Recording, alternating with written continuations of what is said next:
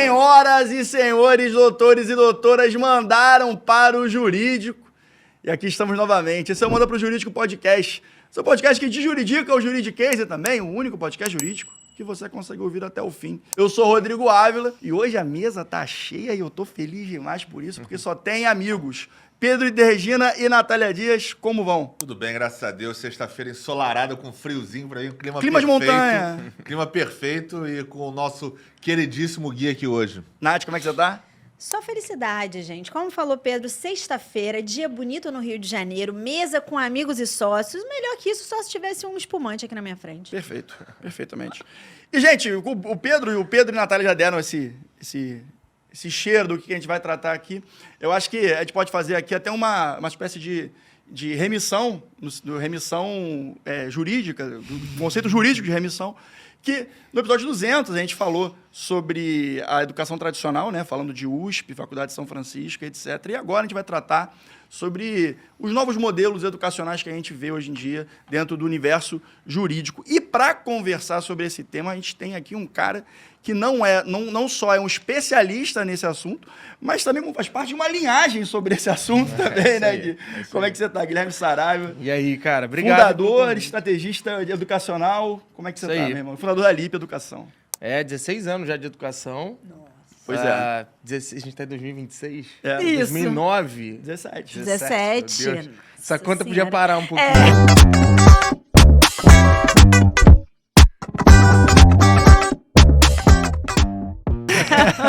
Mas já vi muita coisa desde lá.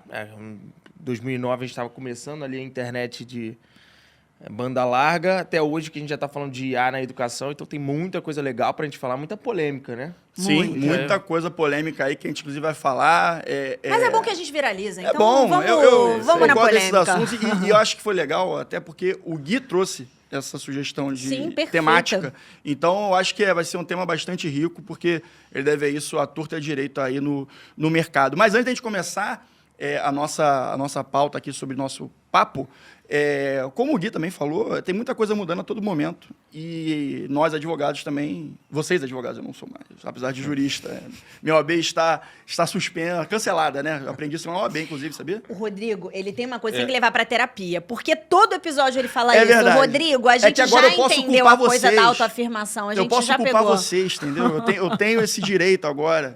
Eu não tenho mais aquela... não, ele está em conflito de interesse. Não tenho. Eu posso falar, eu posso defender quando tem que defender, atacar quando atacar, com liberdade. Mas falando sobre isso, eu quero falar com vocês, advogados, que talvez ainda pensem que para um crescimento saudável no escritório, a única maneira é fazendo a contratação de novos profissionais. Te digo que com a tecnologia que o Gui mencionou aqui, o problema talvez não seja falta de gente. Em si, o excesso de operação manual. E aí acaba faltando tempo para esse desenvolvimento. Tem escritório hoje que funciona no improviso, financeiro no WhatsApp, prazo na memória assim, da própria cabeça e também cliente espalhado em várias planilhas de Excel em plataformas diferentes para cada uma das tarefas. E a pergunta que eu faço para você, advogada, existe realmente alguma produtividade profissional que sobreviva a esse caos que você está vivendo? Talvez a gente tenha aqui uma solução para te apresentar, que é a própria Jusfy, onde você centraliza toda a operação jurídica em um só lugar, desde a captação de clientes até os cálculos, consultas, inteligência artificial jurídica treinada em milhões de processos reais, acompanhamento processual e cobrança. Falando em cobrança, Natália Dias, esse aspecto também que ainda é um tema complicado para advogado, infelizmente, a gente não é ensinado a fazer isso.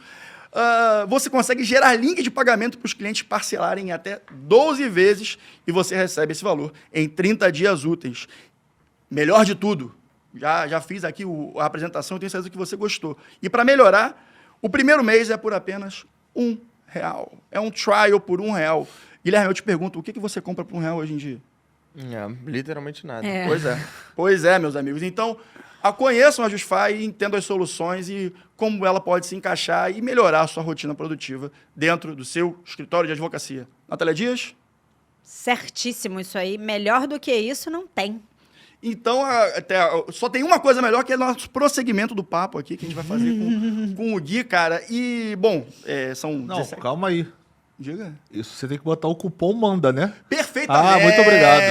Olha só. Senão não terá o real. Tá vendo só? O Pedro estava muito atento aqui. A minha falha, e você consegue esse cupom, você consegue esse desconto, né? Esse trial por R$1 no primeiro mês, com o uso do cupom MANDA dentro do link que está aqui na descrição. Então tem acesso e conheça a plataforma da Justify para trazer mais eficiência na sua rotina profissional. Muito obrigado, Pedro de E Regina. com esse Tamo momento agora, a gente conseguiu atestar ao vivo como é difícil você ser um criador de conteúdo. Não é simples. Não é simples. Esse Não. momento Por isso, é... curta, comente e compartilhe pra interagir e dar importância a esse vídeo aqui. É Exatamente, isso. exatamente. Agora, entrando na nossa pauta aqui, que eu acho que a gente vai dar esse pontapé inicial, cara, tem um ponto que, como você falou, você tem 17 anos aí de infoprodução, de educação digital. Qual é o perfil do aluno hoje em dia e por que ele procura educação digital? E, de certa forma, escolhendo educação digital e botando como preferência em relação à educação tradicional, digamos assim. Sim, sim. Deixa eu só fazer um parênteses, porque o Pedro, quando ele te corrigiu, ele foi uma espécie de mentor seu naquele momento. Não podemos dizer que sim. Agora eu gostei. Agora aí, Pedro. O Pedro vai usar sabe, isso. É muito, O Pedro vai muito usar nata essa porcaria venda, agora, né? a vida inteira. Não, Até o episódio 400. Ele teve um passo à sua frente. Ai, gente, E valeu ele minha corrigiu. vinda da Zona Sul pra Jacarepaguá, essa frase aí. Tá vendo só? Ele teve um passo à sua frente, né? Mas a gente brinca assim, isso é uma brincadeira, mas muitas vezes a gente pensa, quando a gente pensa do ponto de vista de ensinar ou de mentorar, pode remeter desde da Grécia Antiga, quando a gente está falando sobre alguém passar uma informação, um conhecimento para outra pessoa, muitas vezes a gente pensa que tem que ser algo totalmente distante, né? Alguém lá de cátedra ensinando tudo para outra pessoa. Mas muitas vezes a gente precisa estar um passo à frente, 2 passos à frente, trazer algo que você tem conhecimento que a outra pessoa naquele momento não tem e que, claro, normalmente a gente vai estar falando de algo que ela possa fazer dinheiro com isso, ela possa ter um retorno ali de resultado prático e principalmente financeiro. Então é uma brincadeira, mas não deixa de estar certo. Não, Ele é verdade. vai poder usar isso bastante. Até o aí com você. episódio 400 vai falar isso aí, mas tudo bem.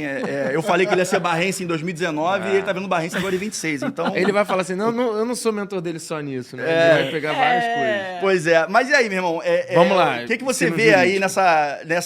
nessa momento de escolha, assim, Sim. do consumidor, né? Do aluno que você tá vendo? Cara, a gente tem uma questão que talvez já seja meio clichê de falar que a faculdade não ensina o que o mercado precisa. Acho que você já deve ter falado muito sobre isso aqui. Se fala disso há muito tempo. Sim. Mas a verdade é que isso tem tomado proporções cada vez mais aceleradas. Sim. Porque imagina quanto tempo você leva para mudar um currículo dentro do MEC, um currículo de direito. Você precisa passar por várias comissões, você precisa aprovar isso junto ao MEC, tem uma série de estudos que eles fazem para poder aprovar mudanças na base curricular obrigatória de direito.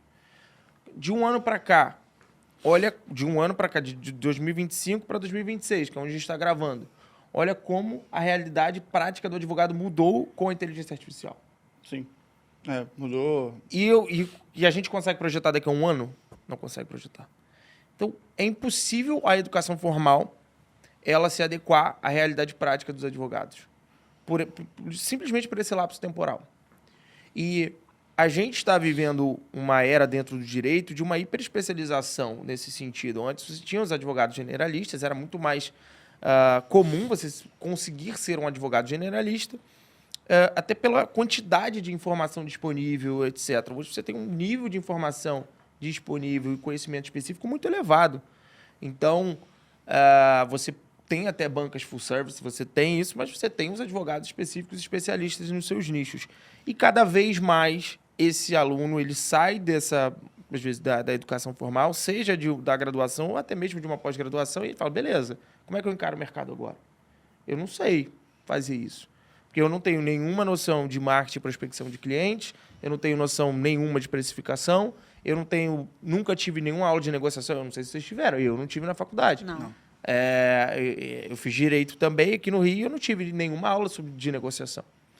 De entrar numa reunião com o cliente, não enviar a proposta para ele simplesmente, mas apresentar a proposta para ele, ancorando nos medos dele, deixando claro o que ele perde se não fechar comigo naquele momento. Isso nunca foi parte do currículo da gente. E ele chega na vida real, ele precisa fazer isso.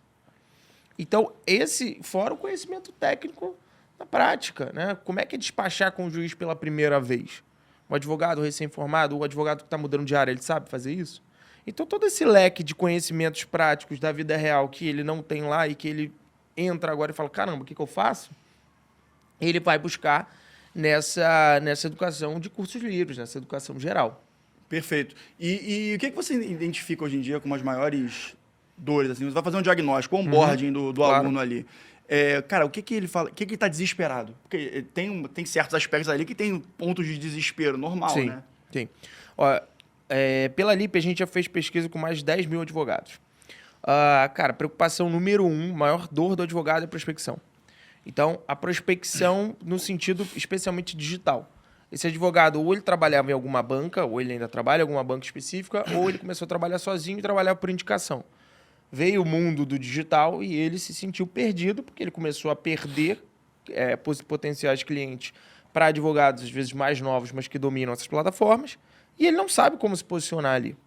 Ou ele quer aprender a se posicionar ali porque ele simplesmente não sabe caminhos de aquisição de clientes. Então, essa é a principal dor, hoje diagnosticada. A segunda dor que a gente vê muito fortemente é também a parte de precificação. Precificação e montagem de um contrato. Então, como precificar da forma correta, como receber esse dinheiro. Né? Vocês trouxeram aí uma solução de recebimento que é super importante para o advogado, que o cliente, muitas vezes, não tem a grana, e isso fica na conta do advogado. Terceira preocupação, aí vai para uma segurança técnica. As pessoas têm medo de prejudicar os seus clientes, porque a gente lida com temas muito sensíveis. E que mudam com frequência também, né? E que hoje você, inclusive, pode ser exposto em rede social e etc. em relação a problemas que acontecem na tua advocacia. Então, existe o medo da insegurança técnica. Então, assim, esses são as três maiores dores que o advogado demonstra atualmente. É uma coisa interessante que o Gui falou, porque quando a gente começou o programa, o Gui falou que trabalha há 17 anos no mercado de educação jurídica, especificamente. O Gui, ele é filho do Renato Saraiva e trabalhou no SERS durante muito tempo, atingindo um cargo super elevado ali dentro.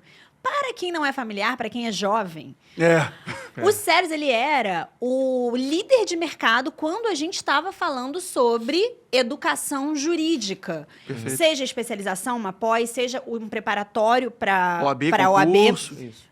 Na minha época de faculdade, 8 entre 10 alunos faziam algum tipo de especialização no SERS. Então, se a gente para analisar o mercado de ensino jurídico para além da universidade, você tinha antes um mercado muito focado no desenvolvimento técnico educacional. Sim.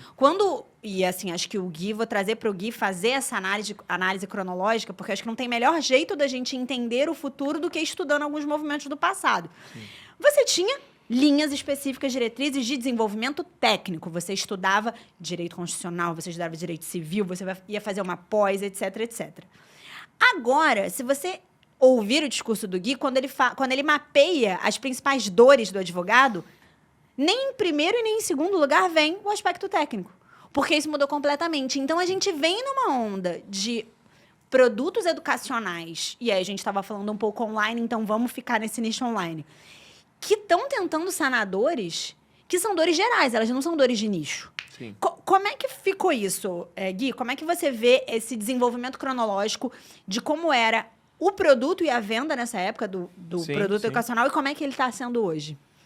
Não, acho que a sua análise é perfeita. A gente, no início do SES, ali, entre 2009 e até 2015, 2016, quando a gente entende, dentro do ponto de vista de marketing digital, que ali foi a segunda onda. A primeira onda foi em 2009 e 2010, que foram os primeiros cursos online. Então, a gente estava começando a ter uma internet, saindo da internet de escada para a internet de alta velocidade. A gente foi começar a ter os primeiros e-commerces ali com mais confiabilidade, né? As pessoas tinham medo de comprar online. E você começou a ter os primeiros cursos online. Naquele momento, qual era o grande ponto, o grande pilar? Era a democratização de ensino.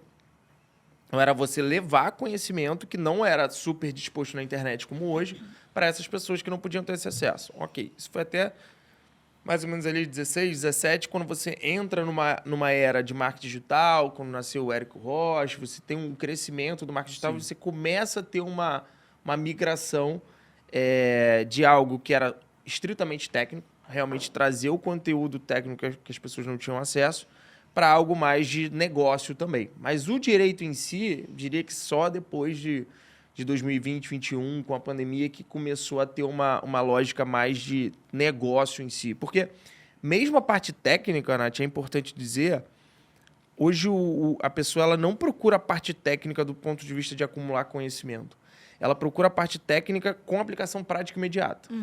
Então, existe um imediatismo muito maior hoje em dia. Sim. As pessoas não querem aprender necessariamente, elas não querem acumular o conhecimento, elas querem a informação e o conhecimento prático que elas precisam naquele momento. Mas, assim, cara, eu vou atender um cliente hoje, o caso é esse, eu preciso saber sobre isso.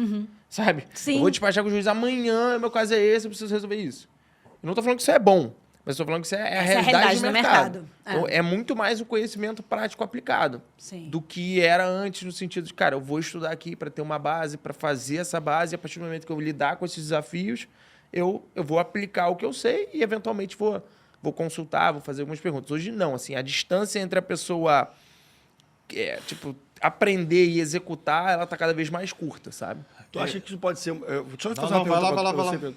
Tu acha que essa necessidade que o advogado apresenta para o Gui pode ser, de certa forma, uma reação à mudança da expectativa do cliente, que quer tudo para ontem também, porque o mundo inteiro caminhou assim, acho que a expectativa sobre o advogado também se mantém. Mas o advogado tem um ritmo diferente, né? A justiça tem um ritmo diferente. Trabalha nesse sentido, na sua visão? Cara, eu não sei se é isso, mas, assim, sobre o que ele falou, eu acho que assim, o dado dele é perfeito, até porque ele é fundamentado em 19 mil advogados que você falou, então não tem nem como contestar, até porque eu também acho que essa é a visão do mercado mesmo. É assim, o cara primeiro quer como é que ele ganha aquele dinheiro ali, como é que ele faz aquela angariação de clientela, como é que ele faz aquele atendimento ali depois, como é que ele estrutura, enfim. Eu acho que é por aí mesmo. O que eu paro para refletir aqui, o que eu trago para reflexão é o seguinte, muitas vezes, e eu acho que isso, principalmente no mundo de hoje, onde tudo é muito instantâneo e às vezes muito raso e pouco fundamentado, o quão você se prospectar de repente na internet, porque você tem uma rede social ativa, você de repente está vendendo um curso, você está se divulgando, fazendo tráfego pago e tal, você está muito uma presença digital. De repente, essa primeira camada, onde você chega no cliente, onde você, de repente, está angariando clientela ali, prospectando na rede social, isso é positivo, não estou falando que não é, mas o que eu vejo hoje em dia, e isso tem chegado com uma frequência que começa a me trazer uma preocupação para o mercado jurídico no escritório, a segunda camada, que não está sendo a mais importante, conforme o seu dado, que é o conhecimento técnico, ela não vem sendo entregue. E isso tem sido uma recorrência no mundo jurídico. Os advogados, às vezes, estão mais preocupados em criar um Instagram bonito, em fazer uma angariação de clientela, aprender como é que faz, mas ele não está preocupado em se preparar para atender a demanda que, eventualmente, ele conseguiu prospectar. Quando você fala que você tem 17 anos de experiência, eu tenho certeza que 17 anos atrás, ou 10 anos atrás, não sei nem tão longe, a maioria das pessoas procurava os cursos para você para aprender o hard law ali. Tipo, o cara queria saber direito trabalhista, direito civil, penal, o que quer que seja que ele estava ali naquela especialização. Num segundo momento, ele sabendo, conhecedor daquela matéria, aí ele pensava como é que ele ia prospectar, se ele ia ter um sócio, como é que ele ia fazer. Eu acho que era assim, eu acho que meio que inverteu essa lógica. Eu acho que hoje o cara pensa mais em angariar e depois ele vê como é que ele resolve aquilo. Isso abre espaço para parcerias, naturalmente, isso abre espaço para vários outros mercados. No ensino, você vê que isso é uma coisa que o advogado acaba, por exemplo, comprando um curso de angariação e se aprofunda naquilo, mas o curso técnico, por exemplo, ele não se aprofunda. Às vezes ele nem assiste a aula, ele compra aquele curso e nem assiste. Porque eu já tive um feedback desse, de pessoas que... de uma pessoa que trabalha no sistema educacional, e ele fala, cara, a gente tem uma métrica... E a maioria das questões jurídicas mesmo, você entra você vê pelo coisa, o cara nem assistiu as aulas todas. O cara não vê a aula toda. Sim. Então o cara não consegue entregar a segunda parte ali. Que é assim, fechou o cliente, tá, e agora como é que eu resolvo aquele caso? Que é uma coisa que ele era uma pessoa mais velha e falou, cara, antigamente não tinha isso. Era o contrário, o cara resolvia e por ele ser um resolvedor de casos, Sim. as pessoas procuravam ele ali no boca a boca. Isso é uma percepção de mercado que você também tem? Sim, sim. É uma percepção de mercado, Pedro, e é um esporro constante que eu dou nos nossos mentorados, nos nossos alunos. Porque, na verdade, isso é uma percepção errada de como fazer. Vou te dar um exemplo prático para ficar assim, fácil de visualizar. Pensa na área de família. Aham. Todo mundo gostaria de ter clientes de alto padrão. Né? Preferencialmente, eu queria fazer divórcio de pessoas que têm um patrimônio, porque fazendo divórcio de pessoas que têm um alto patrimônio, vou ganhar um percentual, vou poder cobrar uma entrada maior e vou poder ganhar mais dinheiro com isso. Todo mundo de acordo? De acordo. Beleza. 100%. Concordam que pessoas com patrimônios mais complexos, mais altos, têm níveis de necessidades e complexidades diferentes dentro dos casos deles? O que isso significa? Muitas das vezes a gente está falando de pessoas que têm empresas, que têm, às vezes, holding, que têm patrimônio, às vezes, aqui no Brasil, às vezes fora, que tem um outro nível, que tem investimentos, que às vezes tem coisas que estão em nomes de terceiros. Existe um nível de complexidade maior. E o que eu falo muitas vezes com os nossos alunos lá, especificamente os mentorados de família, eu falo, cara, vocês reclamam aqui para mim que não chega esse cliente para vocês. Mas o quanto vocês se prepararam para atender esse cliente? Porque não é só atender. Prospectar esse cliente também depende de você entender isso.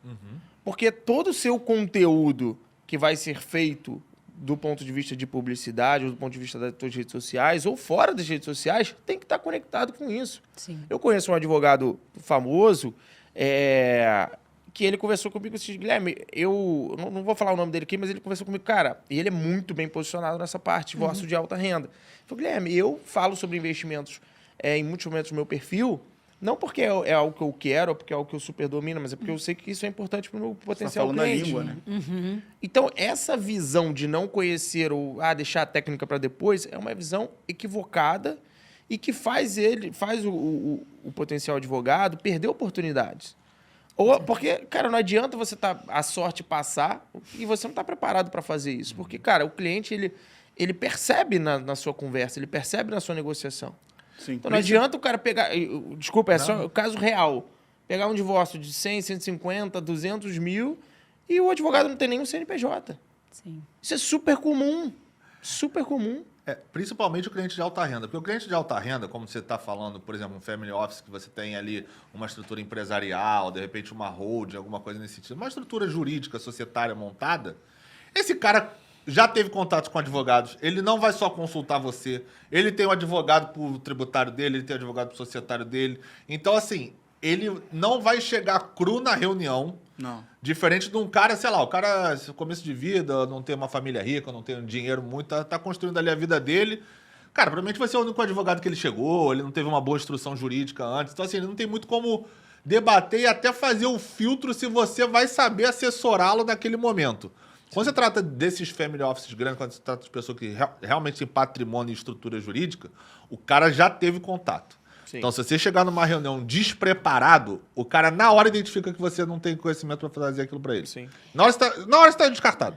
Assim, eu já vi isso acontecer na minha frente com um advogado de outra área que eu estava participando da reunião. Na hora eu percebi pela linguagem corporal do cliente que ele falou, cara, esse cara não serve. Esses detalhes aí é só com Cara, o tempo assim, também, né?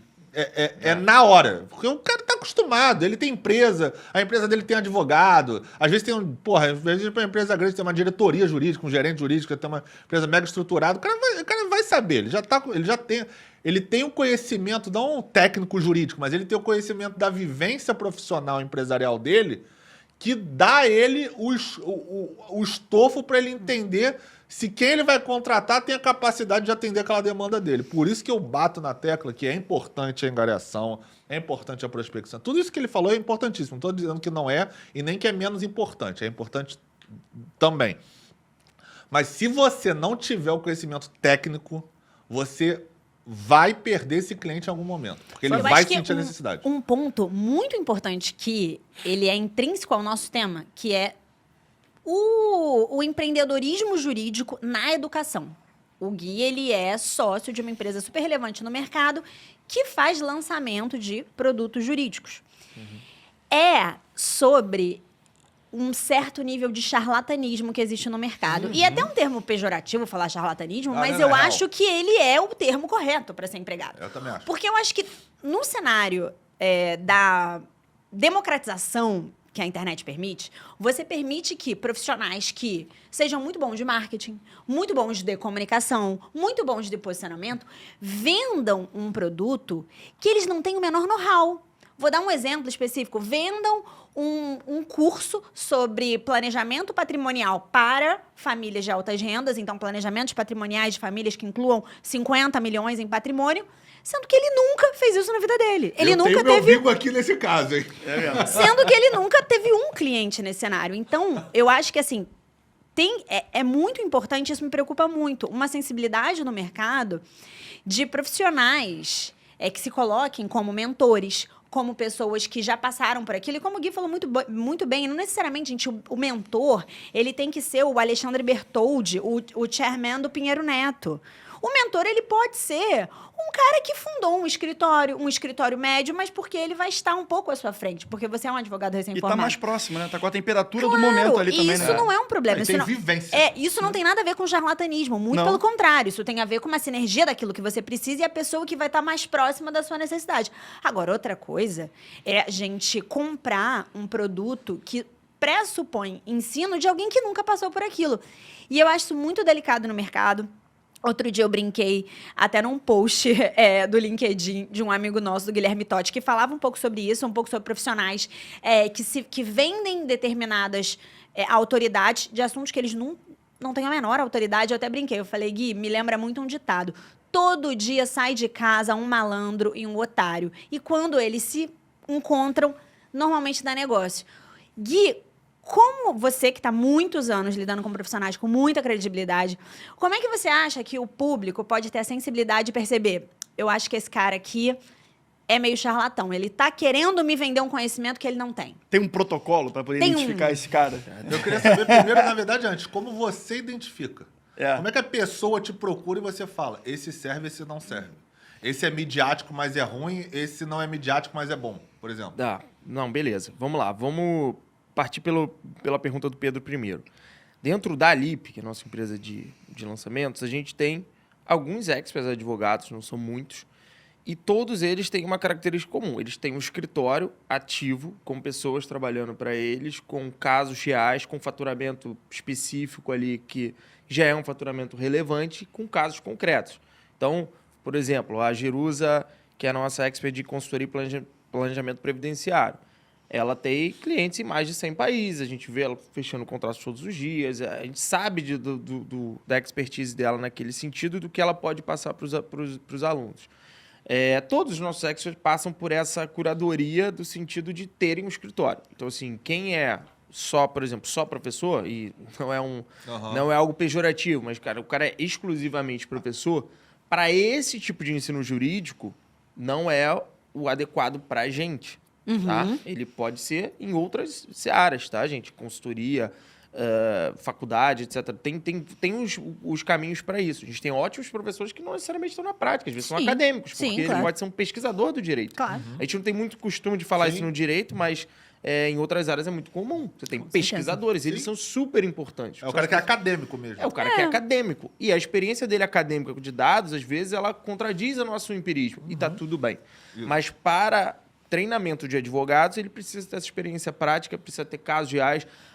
E esse é o ponto que a gente faz de corte. Entra no segundo andar, que eu acho que é onde entra um pouco de ressentimento e inveja, que é aquilo, tipo assim, qual é o necessário? Porque, desculpa, mas uma frase do tipo, olha, se ele fosse um bom advogado, ele não teria tempo de lançar curso. Eu acho uma frase elitista e extremamente contraditória.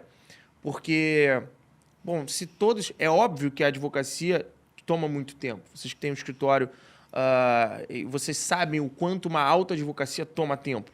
E pode ser uma opção de quem tem uma alta advocacia não enveredar por essa parte. Seja por não ter vocação, seja por não ter tempo realmente. Mas também pode ser uma opção você colocar isso no seu portfólio, se isso é a sua vocação, se você entende que isso é teu modelo de negócio. Você pode ter um escritório bem estabelecido, bem estruturado, com advogados trabalhando para você, que você, cara, legal, agora eu quero trazer uma linha de educacional junto. Até porque essa linha de educacional acaba te auxiliando na prospecção. Com certeza. Quantos sócios de grandes escritórios também dão aula em faculdade? Eu tive alguns. Não, você vai pegar, por exemplo, o Auri Lopes, né? É um grande amigo. Alguém vai falar que o Auri Lopes não é um grande criminalista?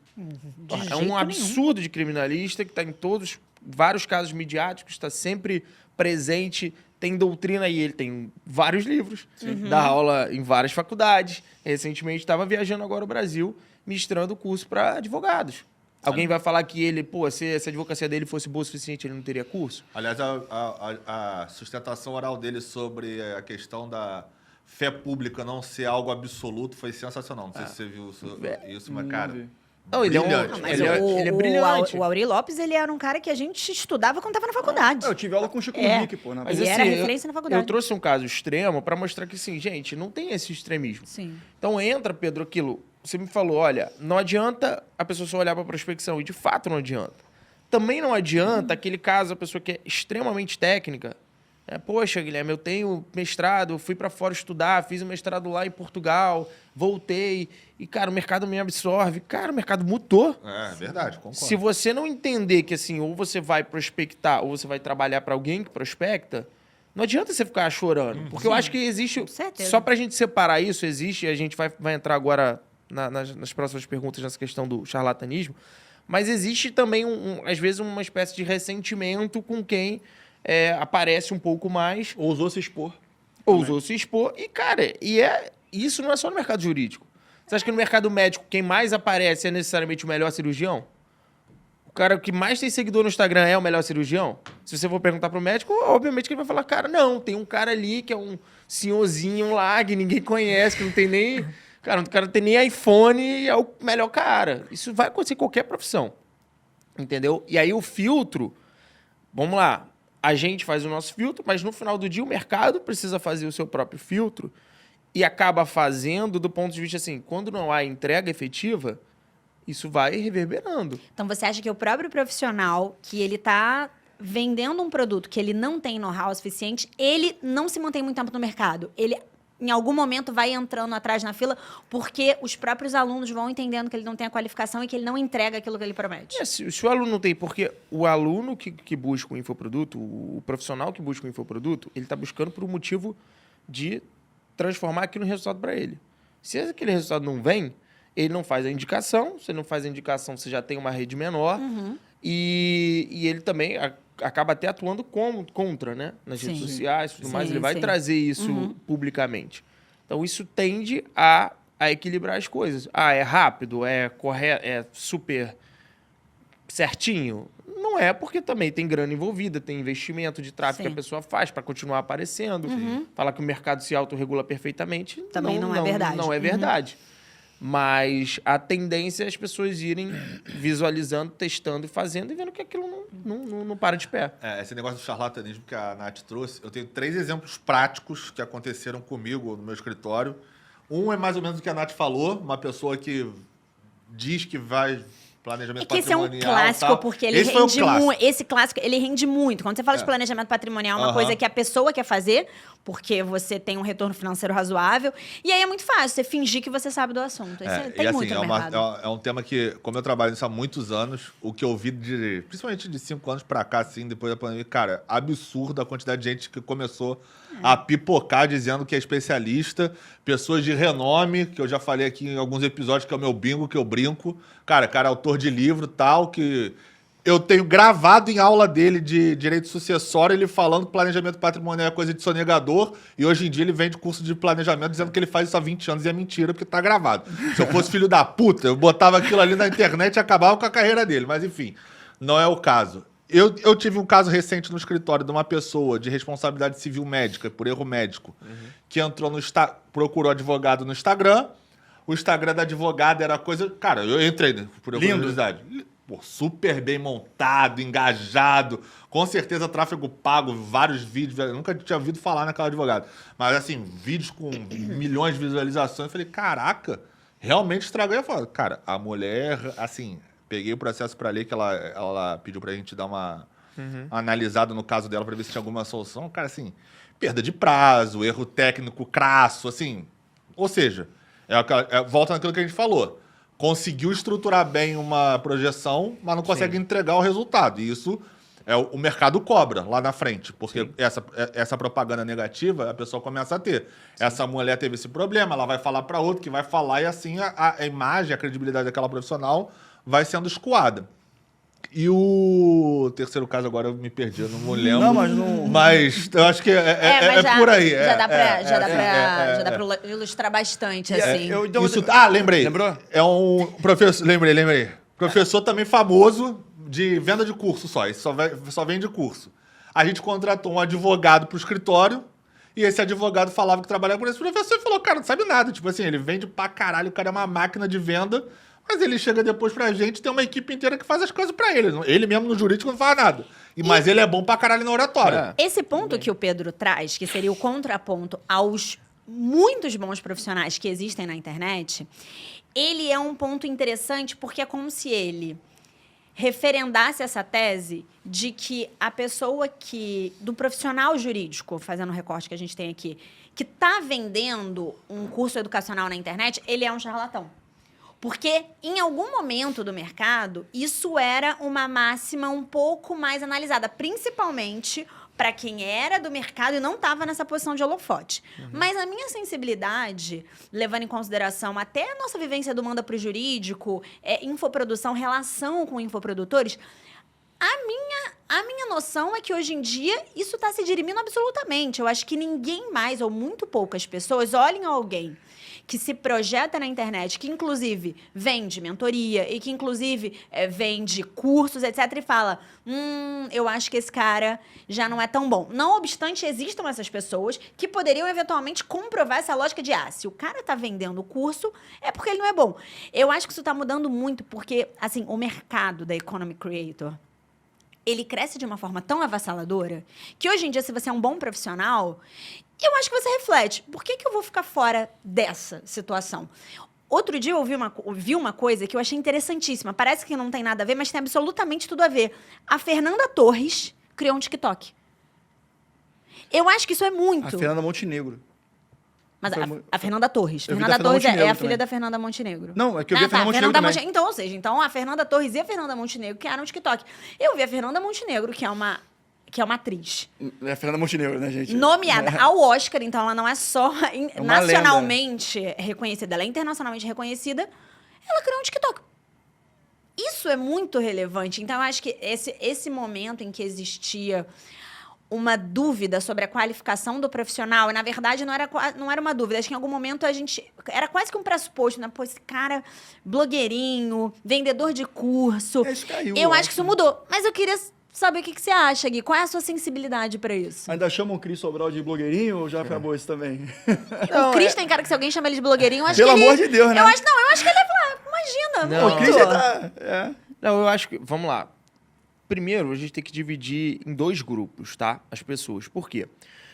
Se você hoje, dentro da internet, você tem um professor que ele ensina os alunos a fazer a prospecção e posicionamento, a gente faz lá.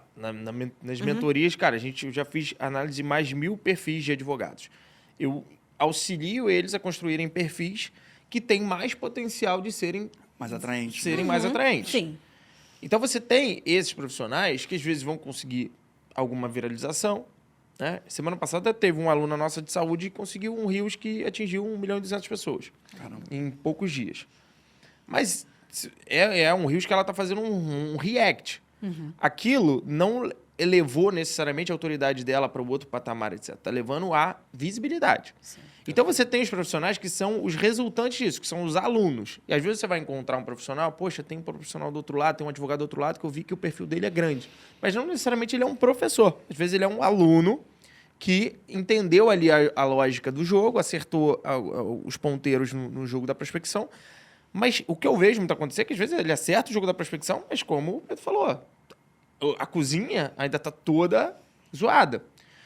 E você tem os professores, que aí você tem que separar o joio do trigo de quem é realmente professor, porque o professor ele acaba se expondo muito. Você dá aula ao vivo para 100, 200 pessoas, fazendo pergunta o tempo todo para você. Ali, naturalmente, a gente está falando de pessoas que tendem a ter uma base um pouco maior. entendem. Vamos lá. Agora fizemos a primeira divisão. Agora a divisão entre professores e mentores. O mercado no Brasil, ele é muito relacional e o brasileiro compra muito pela confiança. Quando a gente está na internet, a gente precisa de sinais facilitadores de confiança, porque a gente não conhece a pessoa. Então, quando a compra à distância, ela exige uma certa confiança. E o que dá muitas vezes a confiança? A quantidade de seguidores pode ser um sinal de confiança. Se ele está ali com um carrão, está dirigindo uma Porsche ou está num avião, pode ser um sinal... Pode ser, para quem está mais à frente, pode ser um sinal de desconfiança. Mas você entende que, tipo assim, na cabeça, no cérebro, cara, essa pessoa atingiu algum patamar financeiro. Certo? Eu tô falando o primal ali. Sim, claro. O primal é esse. Então, o primal tem a ver com essas sinalizações. O mercado está ficando mais sofisticado? Isso não acontece, novamente, só no mercado jurídico. Todo mercado de marketing digital, de médico, etc., é baseado em sinalização. Essa sinalização, a partir do momento que o mercado está ficando muito mais maduro, a gente está falando de um mercado que está ficando mais maduro desde a pandemia, gente. São 5 anos já de venda de curso, mentoria online na Vera, sabe? É natural que as pessoas fiquem menos suscetíveis a essas sinalizações de virtude que não são sinalizações práticas, sabe? Você vai ficar ultramilionário da noite para o dia porque você está aprendendo direito à saúde? Cara, não vai ficar. Não vai ficar, não é isso. Pode ser uma boa oportunidade de você ter bons honorários? Pode. Talvez melhor do que a área que você esteja atuando hoje, se você atuar da forma correta. Mas, cara, tu não vai ficar. Entendeu? Quem te vender isso, aí você tem que identificar o que estão te vendendo de promessa nesse sentido. O Pedro trouxe...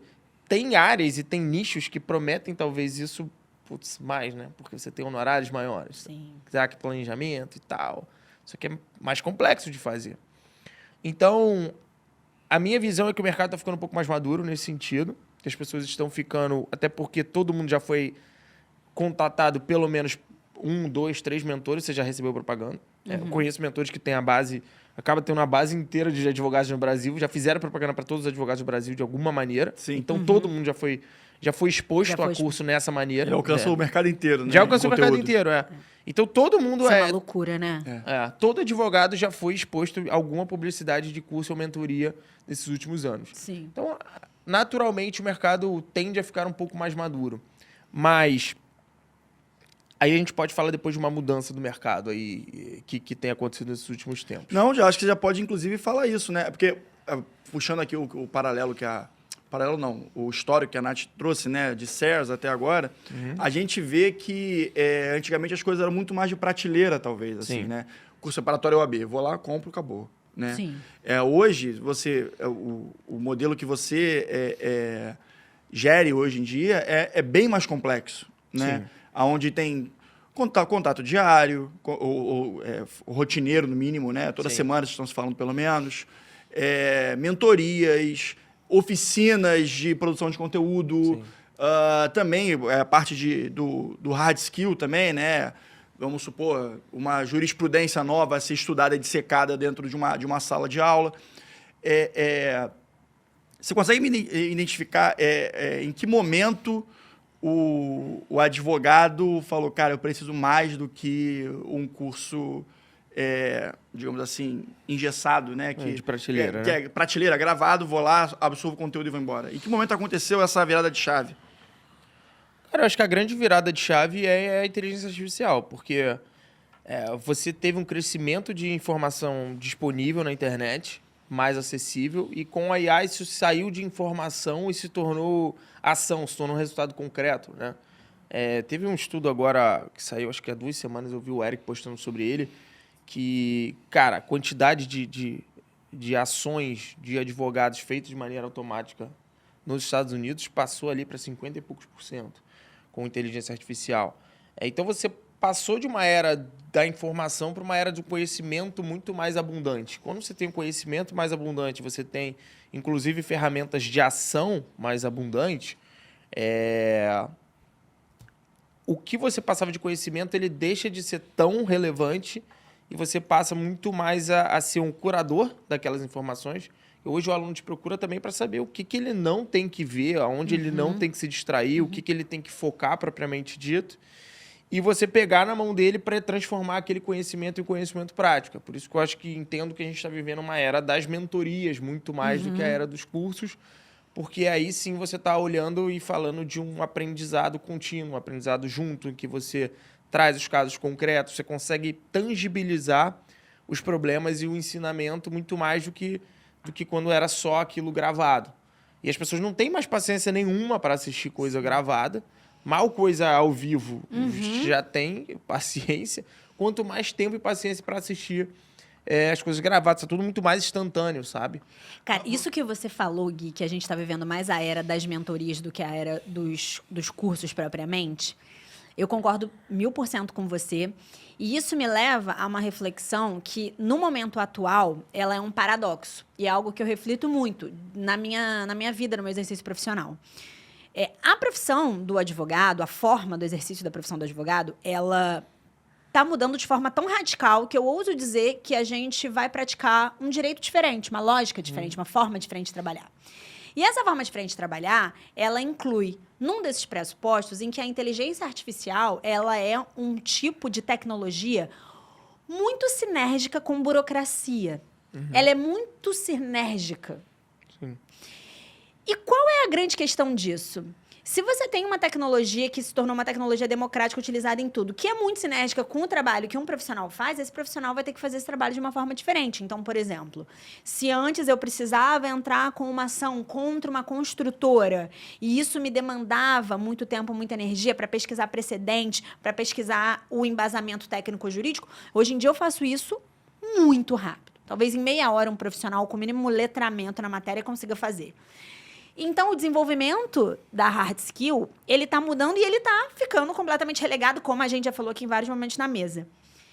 O que gera um interesse em desenvolvimento em outras competências, que é também o que a gente está falando. Prospecção, venda, posicionamento, comunicação, oratória. Está muito claro isso e esse é o caminho. Só que o paradoxo que me gera uma reflexão e que eu não sei como as coisas vão caminhar no mundo é que a nossa linha de raciocínio cognitivo, ela é essencial para que a gente faça uma reflexão de fato e para que a gente consiga aplicar a nossa visão ainda jurídica em determinados problemas que são mais rocket science.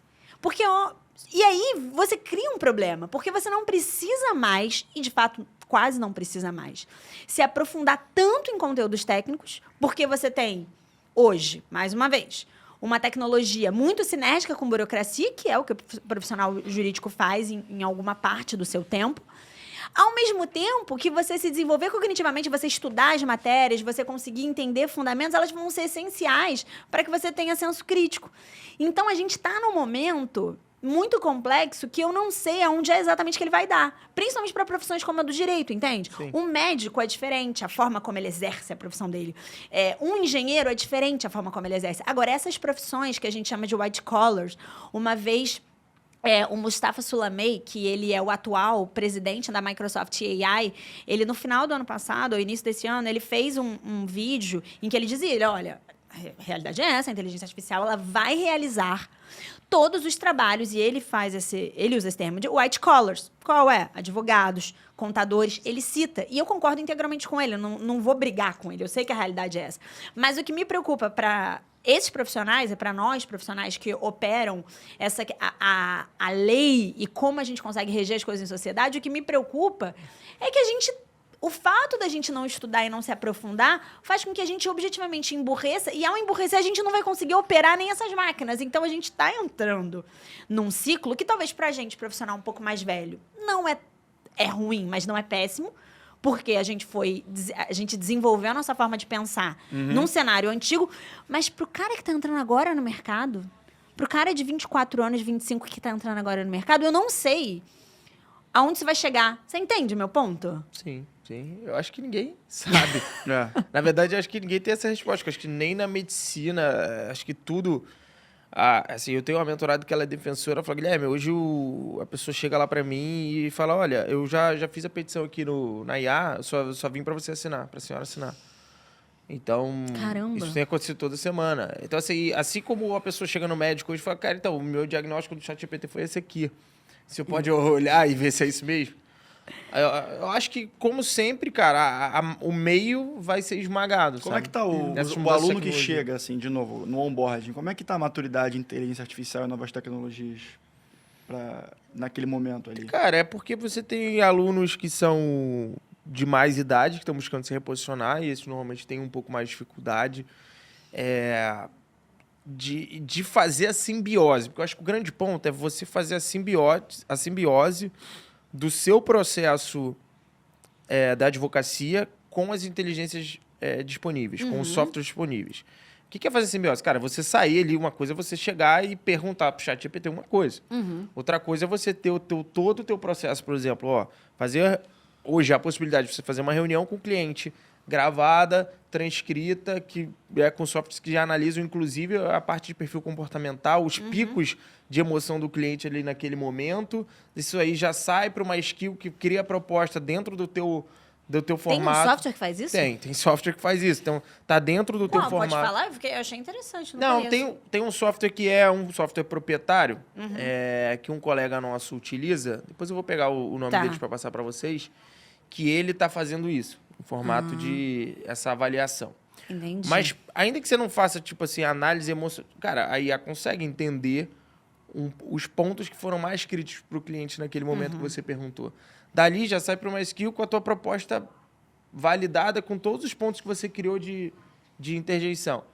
Você vai sentar e vai fazer a negociação com o cliente com base em tudo isso. Você estudou o caso, você estava na reunião, você vai fazer uma proposta muito mais personalizada. Isso é um processo simbiótico que eu acho que a gente não vai conseguir fugir. Eu acho ele até positivo, na verdade. Porque, por exemplo, cara, análise documental. O Pedro pode falar pra gente. Cara, pega 2.000 páginas de... Cara, de coisa lá de fora que você tem que traduzir para o português, você tem que fazer balanço patrimonial de 20 anos atrás. Cara, a IA faz isso melhor que a gente. Então, assim, esse processo simbiótico, eu acho que os advogados mais jovens que têm uma capacidade cognitiva boa vão conseguir dominar. Mas quem não tem, quem está entrando agora meio que perdido, estão tentando achar ali pelo menos a utilização básica das IAs. Mas acho que no final do dia, como toda grande tecnologia vem, quem sofre é a camada do meio, cara. É a camada do meio, não é a camada mais top, mais bem qualificada. Porque, assim, decision makers, assim, tomadores de decisão, pessoas estratégicas com soft skill muito bem elaborado, vão continuar sendo necessárias. Sim. E eles vão ser estrategistas do direito. Né? Ou vão ser pensadores do direito, porque a IA ela replica o conhecimento existente, a gente precisa de pensadores do direito, ou vão ser estrategistas do direito. Mas, cara, o cara que está entrando com uma base muito pequena, etc., para ele é muito mais difícil acompanhar no momento que precisa menos dele, sabe? Eu acho assim, sobre essa questão de mentoria, do charlatanismo que a gente falou antes, eu acho que é mais ou menos um efeito parabólico. Então, por exemplo, quando o Gui falou que antigamente tinha muito essa questão de charlatanismo, o cara que vendia, fique rico na advocacia, como chegar a 1 milhão na advocacia, sei lá, esses cursos bem marqueteiro, que existiam mais antigamente. Não que não existam hoje, mas que existiam mais no começo dessa era de venda de curso, mentoria e tudo mais. Ele hoje não é efeito parabólico, ele já está mais na descendente. Ainda existe, mas ele não está no seu pico como ele atingiu ali, provavelmente ali naquele período ali da pandemia, que estava todo mundo dentro de casa buscando um lifeboat para se salvar ali, né? Eu vejo isso também na mentoria, sabia? Eu queria até compartilhar aqui com você, que você está mais inserido nessa parte educacional, dessa venda de curso, de mentoria também.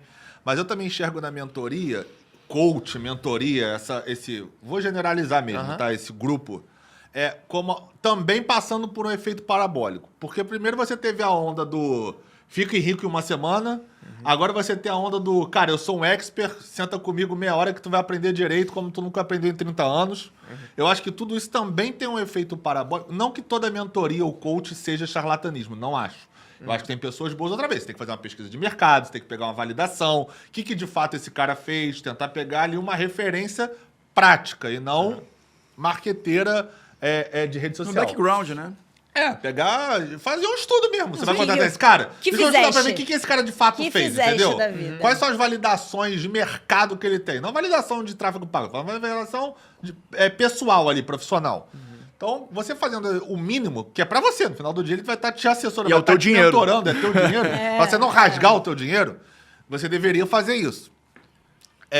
Nem que você use inteligência artificial. Cara, Sim. traz aí o Sim. background desse maluco que você consegue Uma achar. raspagem de informações sobre Exatamente. o cara. Mas, enfim, eu acho que ela passa um pouco para esse efeito parabólico. Aí, outra vez, eu queria refletir com você. Você entende que sim, também está passando por isso? E qual você acha que vai ser a próxima onda, se você entende que também passou por esse efeito, essa mentoria? Cara, eu entendo que a gente saiu da era do curso e entrou na era da mentoria propriamente, é porque a gente, às vezes, identifica a mentoria sempre como um programa individual de mentoria, né? Aquele programa mais clássico de, olha, eu te mentoro, One on sento aqui, one-on-one. E eu entendo que o modelo agora mais forte é o modelo da mentoria coletiva, porque ele é como evolução do curso. Né? Evolução do treinamento, do que era um treinamento frio. Já que hoje você pode ter um treinamento coletivo em que você esteja ali ao vivo, com oficinas práticas, podendo tirar suas dúvidas de caso concreto, podendo tá mais próximo de um mentor, mas não também só dele, também da própria comunidade. Com uma boa comunidade, às vezes o maior entregável que a gente tem é a pessoa poder estar em comunidade com outras pessoas de alto nível que ajudam, se complementam. Com Às o mesmo vezes, foco, né? com o mesmo foco. Muitas vezes aquilo ali já gera um network, gera parcerias. Então, eu sinto que o efeito hoje... E aí, o que está acontecendo com as mentorias? Eu concordo que tem também impacto nas mentorias. Não é que as mentorias, entrou IA, mas tá tudo certo com a mentoria. Não. Eu entendo que hoje esses programas eles vão caminhar para principalmente para duas ramificações importantes para eles. A primeira é a de comunidade e experiência. Então, hoje as pessoas, especialmente depois daquele reboot que a gente teve pandemia, que ficou evento presencial e tudo mais, as pessoas estão buscando comunidades e lugares onde elas estejam inseridas, que elas possam ter as experiências. Então, experiências presenciais, experiências em conjunto, simulações práticas, lugares ali onde a gente consiga fazer esse aprendizado. As experiências estão contando muito para esses programas. Elas viram realmente verdadeiras comunidades, fortalezas ali, para a pessoa ter a segurança que no dia a dia dela ela vai poder fazer alguma coisa nesse sentido. Tem uma proteção. Isso é importante para muita gente. Claro. E eu acho que é um dos principais benefícios que se tem. E o outro ponto é a entrada na parte de serviços. Porque a queda da barreira de desenvolvimento também permitiu com que uma parte até da experiência desses programas de mentoria sejam refletidos em softwares. Então, vou dar um exemplo. A gente, na comunidade do Cristiano Sobral, de Direito à Saúde, a gente desenvolveu um software chamado Escritório da Saúde, que toda a parte de teses, os POPs que a gente tem lá dentro, né, os procedimentos operacionais do escritório do Cristiano, eles foram convertidos em ensinamento de teses lá dentro. Então, tem toda a parte de atendimento no direito da saúde, como ele lidar com cada tese, ele pode subir a inicial dele lá, ele pode subir um recurso, ele tem todo o conhecimento, ele faz os cálculo de reajuste, plano de saúde, tudo isso ele faz dentro dessa plataforma. E essa plataforma, ela está conectada com a mentoria. Então, a pessoa tem acesso à comunidade por um ano, ela ganha essa plataforma. E hoje, os melhores depoimentos que a gente tem, recentes, são de pessoas, cara, eu ganhei aqui meu processo, fiz tudo com a plataforma. E isso, o cara tem o ROI dele, porque assim, qual é a minha cabeça? E tem que ser a cabeça de quem está pensando, cara, a minha cabeça é sempre de ROI para o aluno. Cara, o cara botou 5, botou 10, botou 15, cara, ele precisa recuperar esse dinheiro. Ponto. Qualquer outra coisa é bullshit. É outro tipo de curso que ele tem que fazer. Pode ser algo mais acadêmico e tal. No programa de mentoria profissional, o foco é ROI. Sim. Cara, ele tem que ganhar ali 2 vezes, 3 vezes, 10 vezes, dependendo do programa que ele investiu. Ele tem que ter essa noção clara. Então, todo o meu time é orientado a estar pesquisando isso com ele. Ó, quem ganhou, quem já resolveu, quem não resolveu ainda, quem teve a primeira vitória, quem ainda não teve. Então, mas essa parte de serviço, Pedro, é uma parte que eu estou vendo cada vez mais chegar próximo do programa. Então, você imagina, agora eu não estou falando de entrar num programa só porque eu vou aprender. Eu vou entrar porque eu tenho uma comunidade que eu posso ter experiências e estar perto de pessoas que podem me ajudar, não só do mentor. E, além disso, eu posso também ter acesso a serviços que eu teria que ter por fora de todo modo. Eu estou dentro de um ecossistema. E, em alguns casos específicos, essas sociedades, essas mentorias ainda estão virando sociedade.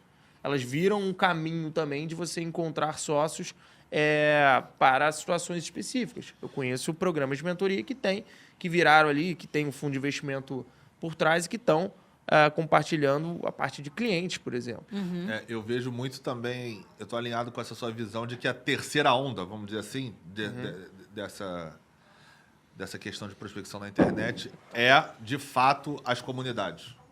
Eu acho que as comunidades geram uma sensação de aproximação, geram uma sensação de pessoalidade e gera uma sensação de fomentação de networking, que aqui no final do dia o cara quer para prospectar e ganhar mais dinheiro na atividade empresária ou profissional que ele exerça ali.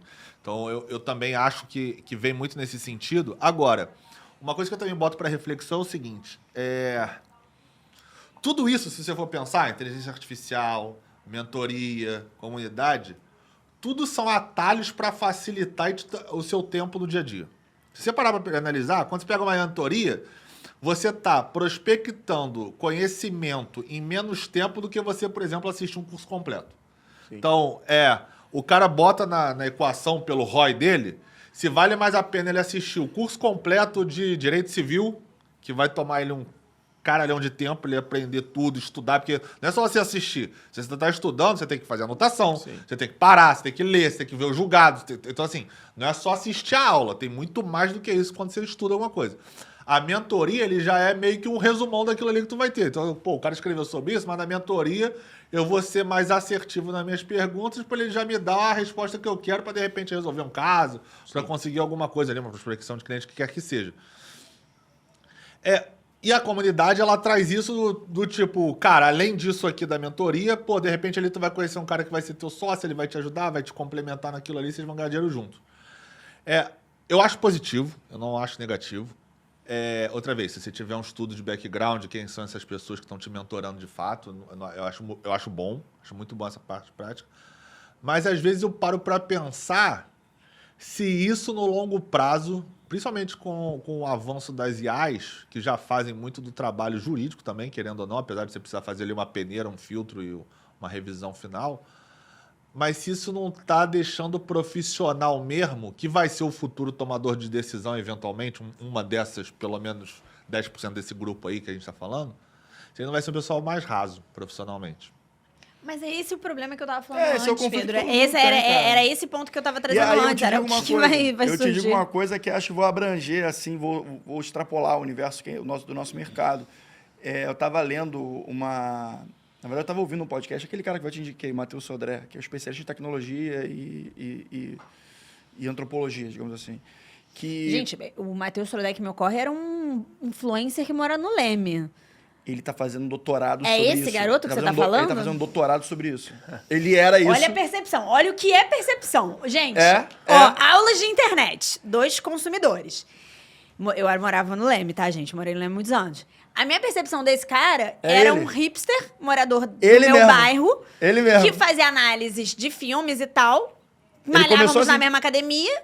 Aí agora o Rodrigo colocou um tom dele de acadêmico. Não, mas eu achei interessante. Não, mas eu vou te explicar. Ele não, inclusive, explica, que eu no achei podcast, ele fala sobre isso. Ele tem um podcast? Ele tem um podcast, é um monólogo que ele faz semanal, assim, que é um podcast, que põe no YouTube e no Spotify. Sim. E aí, ele fala sobre isso, ele começou a se sentir incomodado com o estereótipo do influencer, e aí começou a estudar, a ponto de hoje em dia fazer o doutorado e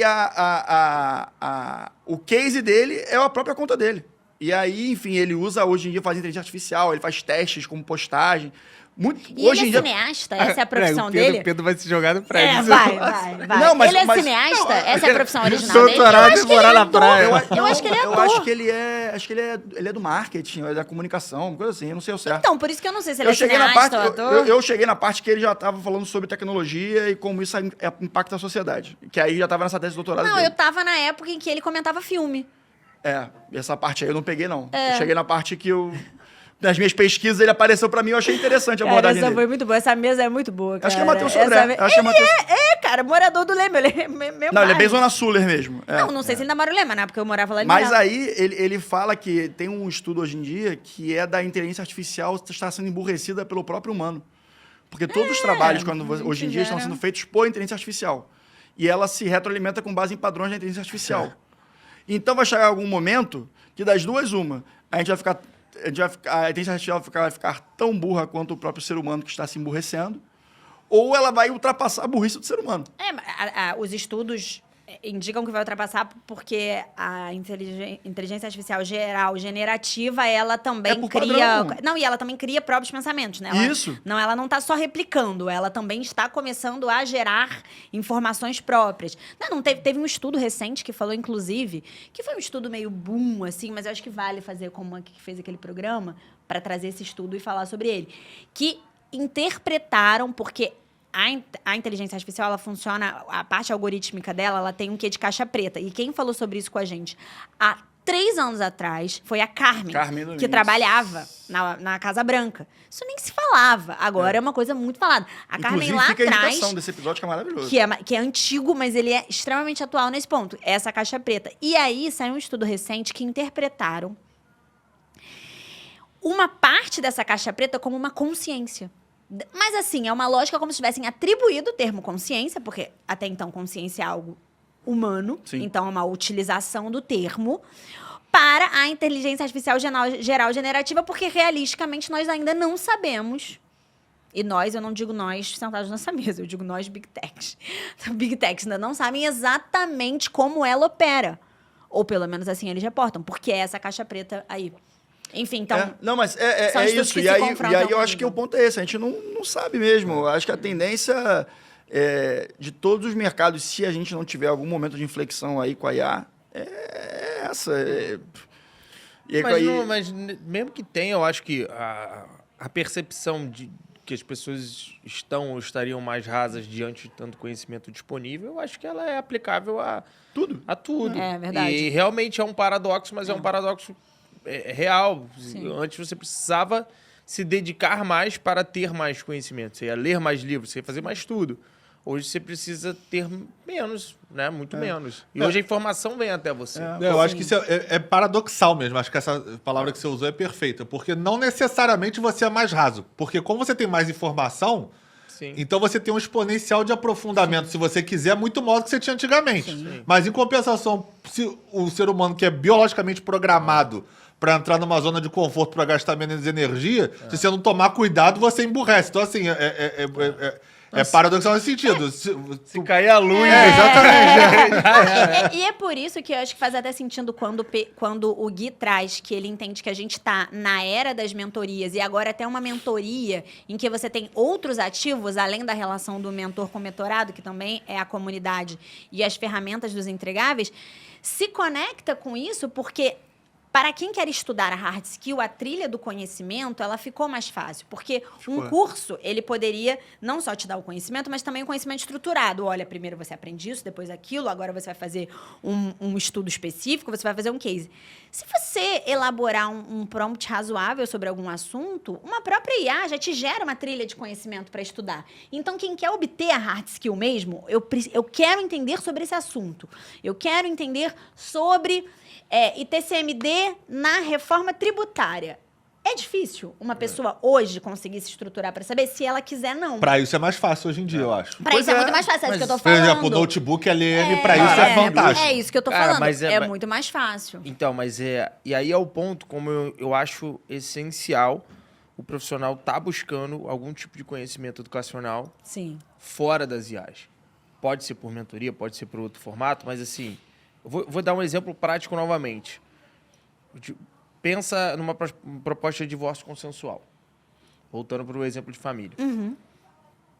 Se você for jogar no ChatGPT, no Cloud, qualquer coisa, provavelmente ele vai te dar uma estruturação de uma proposta de FII mais percentual.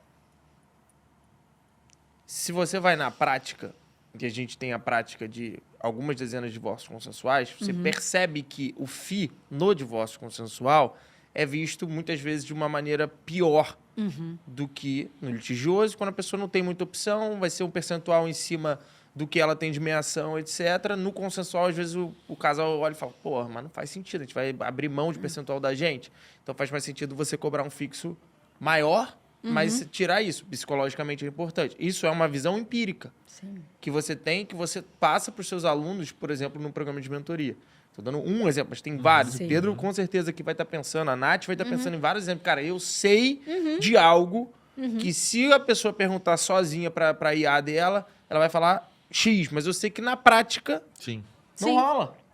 Porque falta a visão de comportamento humano. Então, você ter esse aspecto, eu acho que é o ponto do pegar na mão e falar, cara, Concordo. meu irmão, não vai por Concordo aí. muito, 100%. Não vai por aí porque vai dar problema. Uhum. E aí, pessoal, tem outro ponto que eu queria falar com vocês.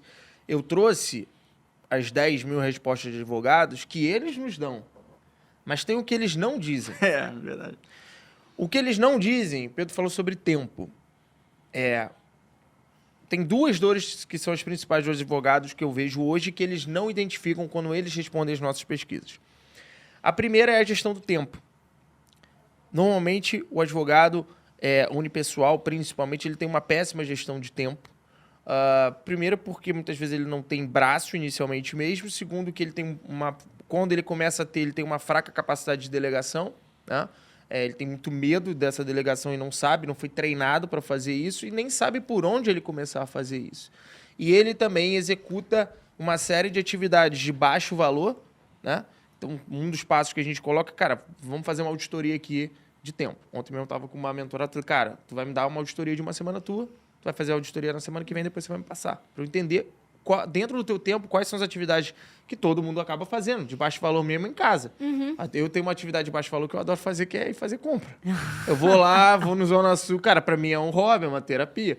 Mas se você for parar do ponto de vista de valor do seu tempo, é uma atividade de baixo valor. Mas, normalmente, esse advogado tem muita dificuldade com essa atividade de gerir esse tempo da forma correta para conseguir crescer. E o segundo ponto que a gente acaba lidando absurdamente é a gestão emocional.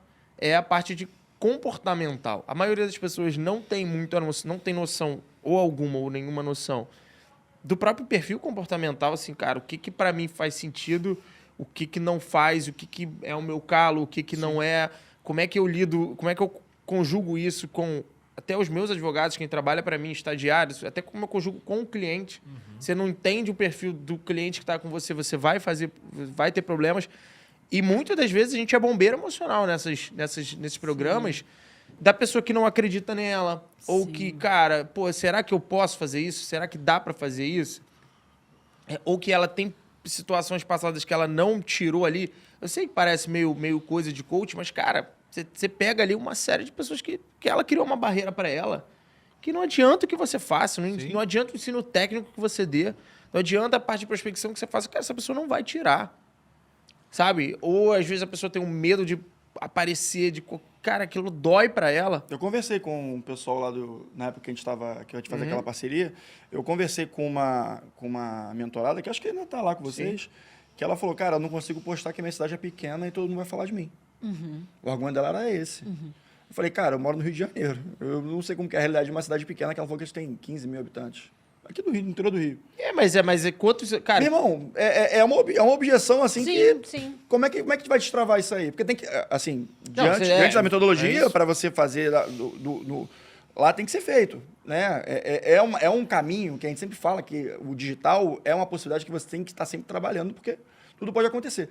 Ela tinha esse bloqueio que ultrapassava o fato dela achar que isso é certo ou errado, ela achava que tinha que fazer, mas ela não conseguia por um receio dela, assim, social, digamos assim, né? Vou dar uma mentoria gratuita sobre isso que aconteceu com uma advogada do escritório, exatamente um caso como esse. Cidade pequena? Sabe o que eu falei pra ela? Faz você e diz que você contratou uma pessoa pra fazer. isso aí. Diz que não é você que tá fazendo, se alguém vier te zoar, porque o medo dela era ser zoar, pô, tá se achando, fazendo não sei o quê, virou blogueirinho, não sei o quê. Fala, cara, não sou eu, agora eu não tô tendo tempo pra isso, pra gerir minha rede social, eu contratei uma pessoa pra fazer isso. É bom, é uma alternativa. Cara, assim, ela no começo ficou meio assim, mas vamos saber, cara, tu não precisa falar isso pra ninguém. Tipo, ninguém precisa saber que você tá Você contratando. delega, né? Você profissionaliza, diz que você É. estruturou o teu escritório, você está estruturando, você está num outro momento profissional e que agora você vai delegar essa função para uma empresa que você está contratando. E faz você, foda-se. Ninguém precisa saber que desculpa. Ninguém precisa saber que é você que está fazendo. Sim. Cara, E, cara, ela fez, ela falou, caraca, bizarro. Vieram umas pessoas, ela falou, vieram umas pessoas falar, eu falei isso e morreu o assunto na cidade. E morre. Morre. E, cara, Pedrão, vou te falar, o advogado de cidades de pequeno e médio porte que tá aproveitando essa janela de oportunidade, Nossa. se posicionando como especialista, né? Estruturando bem ali, às vezes, o Google Meu Negócio. Cara, ele tá com mais janela de ganhar bem, de se posicionar e se tornar referência na região, que assim, pouca gente está aproveitando, muitas vezes por conta de medo mesmo de se expor. É verdade. Mas quem tá aproveitando, quem tá vencendo essa barreira, pulando ali a parte da arrebentação, que a gente chama, às vezes lá a gente coloca um desafio, ó, cara, você vai 30 dias aqui, você vai postar. Não interessa a qualidade, é só pra pessoa sair do destravar, armário, né? destravar. Mas quem tá aproveitando essa oportunidade tá conseguindo ganhar bem. Não, quando eu observo um pouco o mercado de infoprodutores jurídicos, ou até de criadores de conteúdo jurídico, não necessariamente alguém que venda produtos educacionais, mas ela constrói uma autoridade na internet e vende o trabalho dela, né, como advogado. A maioria dos casos de sucesso, pelo menos na minha percepção, assim, pessoal, olhando, nunca fiz um estudo muito profundo, mas olhando, são pessoas de cidade de interior, fora do circuito, fora desse grande circuito de Rio de Janeiro, São Paulo, Belo Horizonte. E, aliás, só complementando, que eu lembrei de uma outra coisa, nesse dia a menina de marketing do escritório, ela estava lá.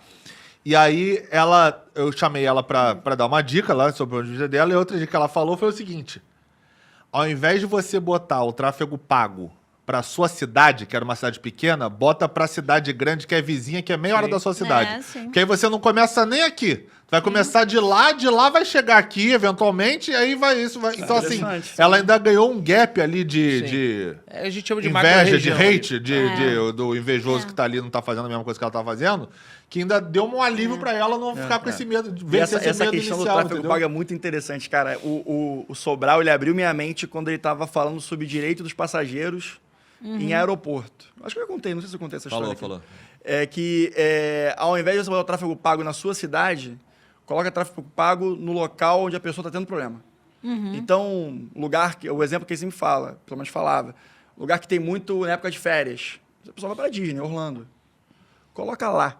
Porque é ali que o cara tá irritado. Não é quando ele chega no Rio. No Rio, ele não quer nem saber, ele vai ver isso depois. Isso é verdade. Mas se você botar na cidade, no aeroporto ali, geograficamente, você colocar naquela região ali, o cara vai te procurar. Já tá com o lead conectado. Isso é verdade. Eu achei interessantíssimo isso.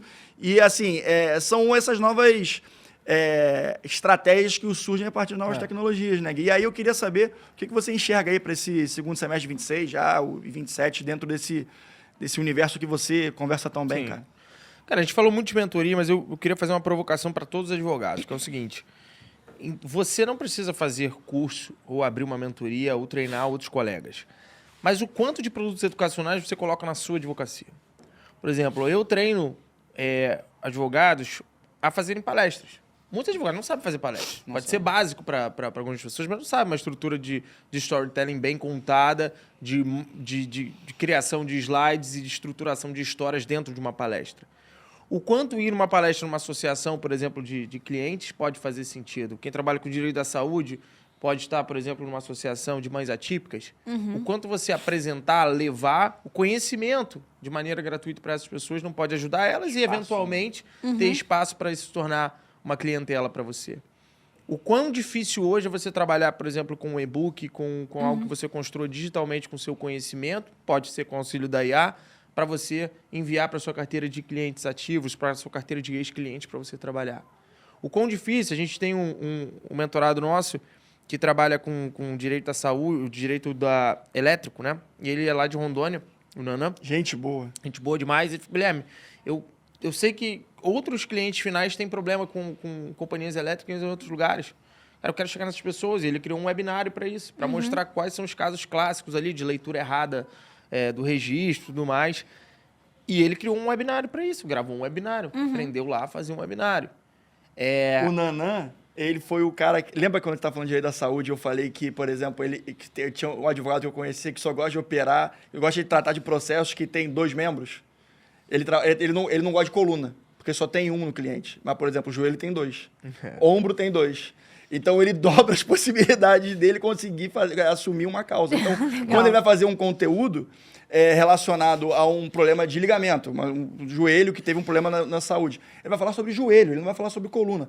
A coluna pode chegar a hora ou outra, mas ele tem mais potencial a alcançar pessoas porque tem mais possibilidade da pessoa ter algum problema de joelho.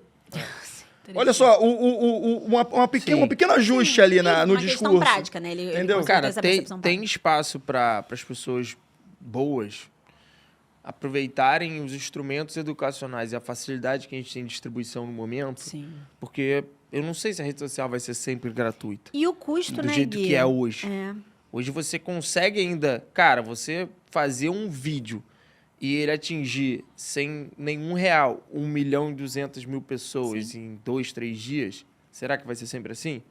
O Gary Vee acha que não. Então talvez a gente esteja numa janela de oportunidade de conseguir levar Tá fechando.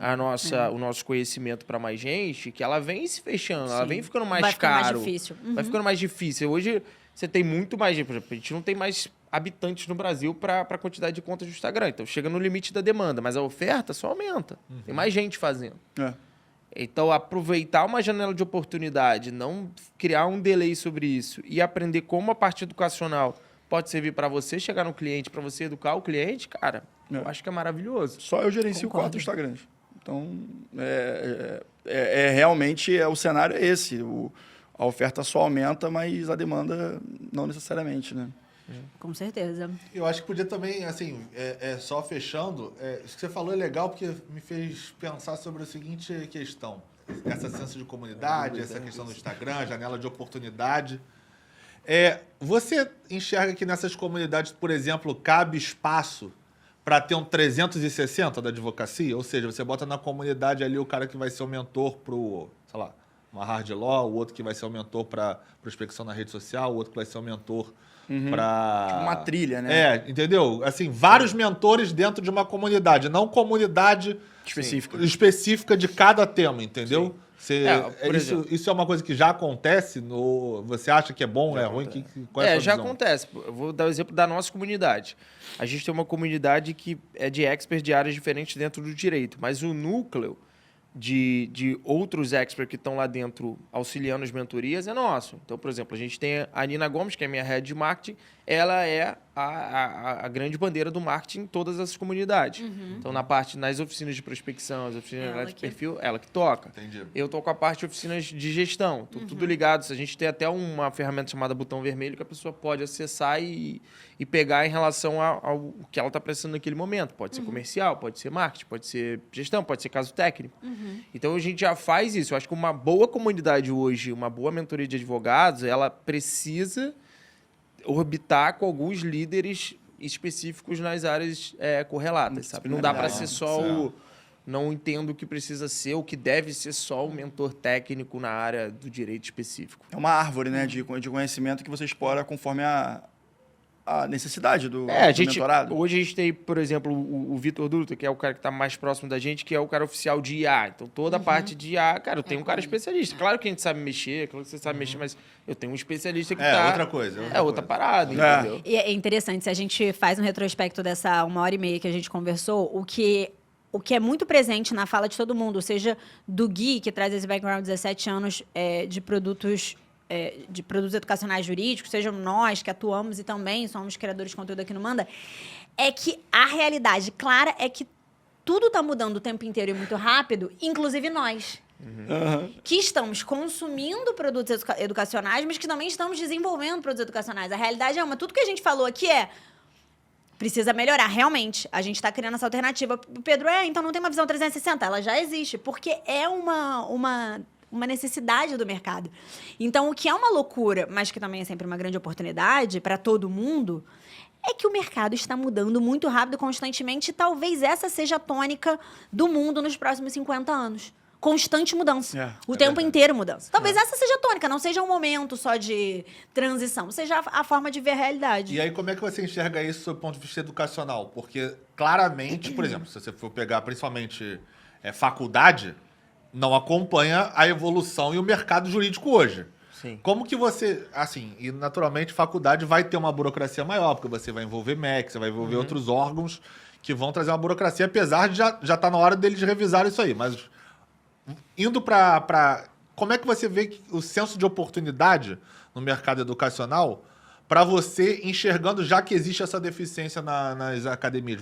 Vocês têm internamente essa conversa, a academia que está deficiente nisso, vale a pena lançar um curso? Ou, cara, a gente está enxergando o senso de oportunidade aqui de uma coisa nova que está aplicada na prática para o mercado jurídico, sei lá, alguma coisa mais direcionada, por exemplo. Vocês têm isso também? Cara, Como você enxerga o mercado? Olha, sobre o futuro da educação, sempre me faz essa pergunta quando eu converso de podcast jurídico. Eu não ouso dar a resposta de algo que eu não faço ideia de como vai se desenvolver nos próximos anos, sendo muito sincero. Eu acho, e aí é achismo, que a gente vai ter essa simbiose realmente com as tecnologias no sentido de, cara, não tem... É como foi a internet, sabe? Não tem, a gente não fala mais sobre sem ou com internet, mas naquela época se falava. Talvez tinha uma discussão sobre, poxa, o advogado que atuava 100% sem internet, só com os livros, e o advogado que começou a atuar com a internet. Eu entendo que a gente vai chegar num ponto que, cara, a inteligência é parte do jogo. Os softwares vão estar ali. É como um pacote Office. É como um pacote Office. Então, a gente vai lidar com aquilo.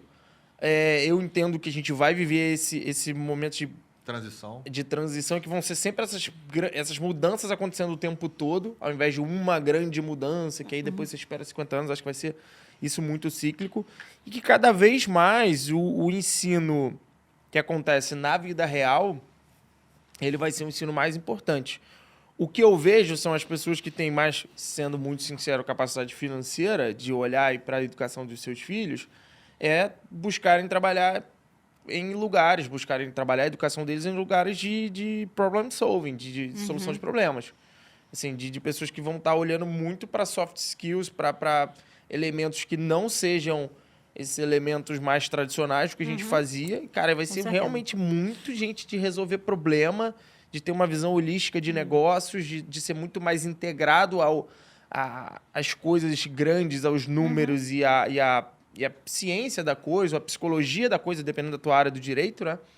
Do que as pessoas de hard skills. Então, o que a gente vê lá, cara, você perguntou, o que a gente fez? Poxa, eu estava falando com o Rodrigo antes de chegar aqui. Do ano passado para cá, a gente agora tem um setor lá dentro, eu tenho o Vini, tenho o Matheus, e tem gente que presta serviço. Eu tenho hoje, do nada, uma empresa de educação, tenho 3 desenvolvedores. Sim. Porque eu tenho agora software. Do nada. Cara, menos de um ano. É muito rápido. Porque teve que fazer. Porque você teve Não que fazer, teve senão você alternativa. está fora do mercado. É isso. Sim. Do nada, a gente passou a ter uma cadeira fixa de IA lá dentro. E, cara, tem que ter toda hora oficina disso, porque senão você está fora do jogo. Sim. Então, a gente olha para as oportunidades de mercado, seja de subnichos, e isso acontece o tempo todo. Tem uma reforma tributária, isso vai impactar tal coisa. Beleza, a gente olha. Mas do ponto de vista de mercado, a gente vê isso, cara, quais são as mudanças tecnológicas, onde a gente precisa se adequar e tem que correr, porque se não for rápido, outra pessoa ocupa espaço. É isso. 100%. É isso. Então, meus amigos, batemos o nosso tempo. Acho que a gente poder falar mais umas 2 horas aqui sobre isso. Mas tem muita coisa que a gente não falou. Pois é. Vamos pra um 2.0. Assim como eu falo que não sou mais advogado, o bingo aqui. Quando eu não tô vendo a pauta, quer dizer que o episódio tá incrível. É verdade, porque tá fluindo. Tá fluindo naturalmente.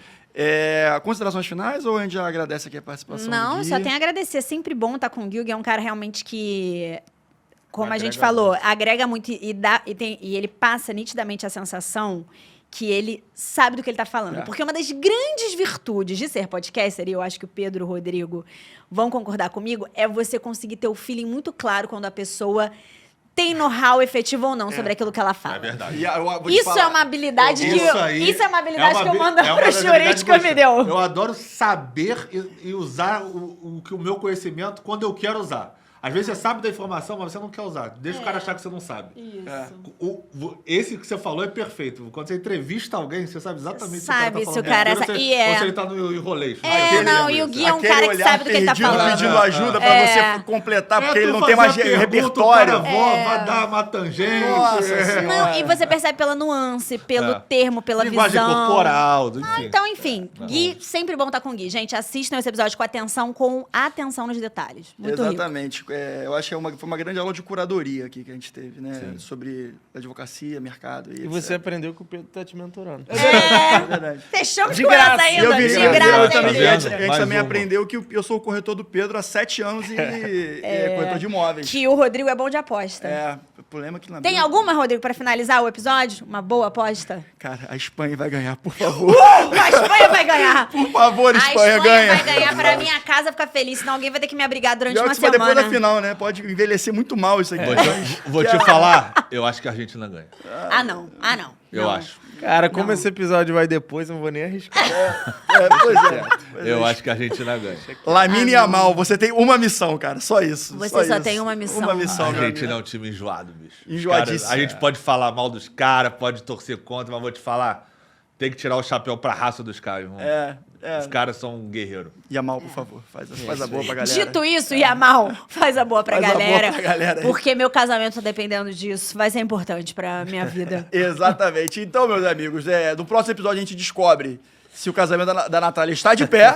Está tudo se certo. Quem ganhou a Copa do Mundo. E também, eu acho que a gente também descobre se você ouviu esse episódio. Porque eu vou ver o like que você deu aqui no vídeo. Ou no episódio do Spotify.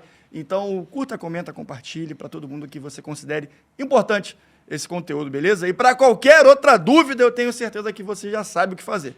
Manda pro Jurídico. Valeu, um grande abraço e até semana que vem.